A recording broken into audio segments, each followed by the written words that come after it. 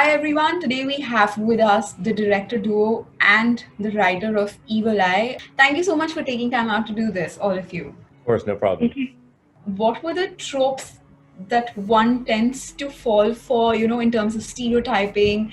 What was it that you were cautious of when making Evil Eye? I think as Indian Americans, and we were very aware of the potential for stereotypes and tropes, and we know that the Indian mother who wants her daughter to get married is kind of like quote unquote trope. I think one of our real goals, though, and something that we really loved about Madhuri's script, was that I think this takes what is traditionally a very simplistic character, the kind of overbearing Indian mom, but then shows us that she has this backstory, this past, she has this sexual violent history. And I think that's kind of what we loved about it, that it's taking ostensibly what it's a trope in other movies, but then opens it up and uses it to actually play to our attention. I mean, I think all tropes are based on truth, right? Like fundamentally they're based on truth. That's why they get used over and over again. So then when you're trying to make something new, the trick is, well, how do I acknowledge the truth that this stereotype is based on? Because it comes from somewhere. Were you wary of going into the themes of karma and reincarnation? Because we've seen depictions of that in stories in the US or even otherwise, and the level of understanding is very right on the surface. Like, I feel like a lot of times we fail to understand what it really means, and it's difficult to get a Western audience to understand what reincarnation is, because I feel like a lot of times we Indians don't understand what it is and if it really exists. You're absolutely right. I think when it comes to mythologies like that, on the one hand, you want to educate people who don't necessarily know what they are. On the other hand, I think you also, it's a supernatural thriller, it's a mystery. So you don't want to over-explain either. There's a certain level to which it's almost fun to speak to something, but keep it a little bit mysterious. And I think audience understanding is enough that the film kind of rides the line, between using it as it sort of actually is, but also having our own specific rules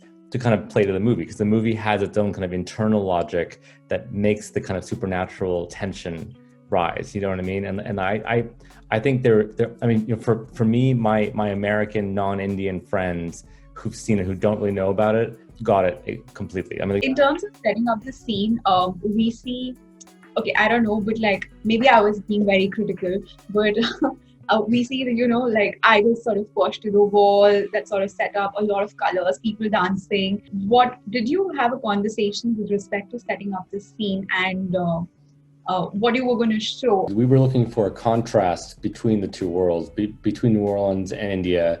And I know that there's a tendency sometimes to kind of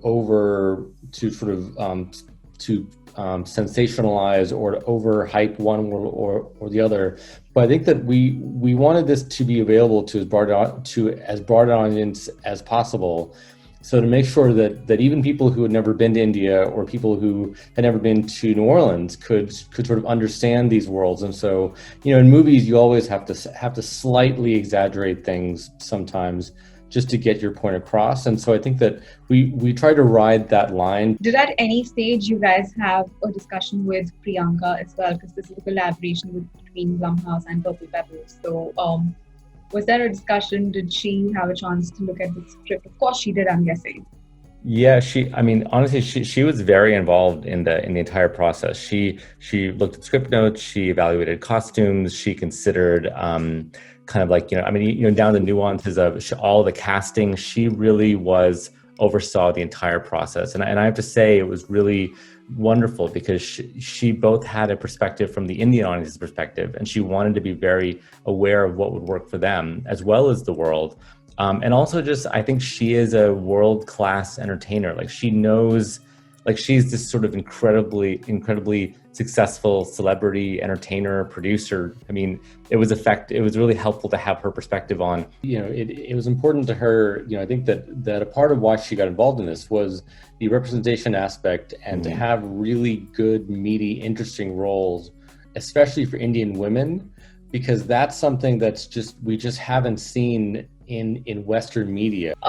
What does the scene feel like now? Because we're seeing more stories of Indian community being told in the US.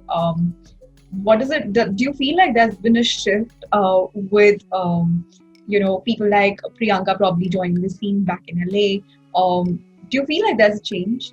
We do feel like there is a change. I think that, especially with these streaming services, I think that because they can take what was previously sort of, I think, considered risks, and I think that they're finding them to be less risky because they're finding that there's an audience, that there is more opportunity, that people are beginning to understand that you can have more diverse casts, you can tell more diverse stories. Oh, I just wanted to point out, like, this very project, the reason it's changed is that you have a South Asian writer, South Asian director, South Asian producer, entirely South Asian cast. That is actually extremely rare. That's actually very, very rare. But it happened. And from my perspective, I don't know from the brothers, like what they're working on right now, but like I'm also working on another project where I'm adapting a book by an Indian writer and I'm working with an Indian director and producer. These collaborations are very special. And that's actually what helps make work done that we can be proud of. So that, I think, is changing, and that's just such a wonderful welcome change, that more and more people are getting into positions like Priyanka where they can greenlight projects and use their influence to hire people. That's so amazing. There is value in kind of expanding the scope. I mean, by having people like Sunita, for example, do a film like this, it increases her star power, which means she can now go and frontline other movies, and movies, honestly, that don't explicitly feature, like, that aren't written for an Indian characters. Thank you so much for this chat. Bye. Thank you. Thank you. Bye.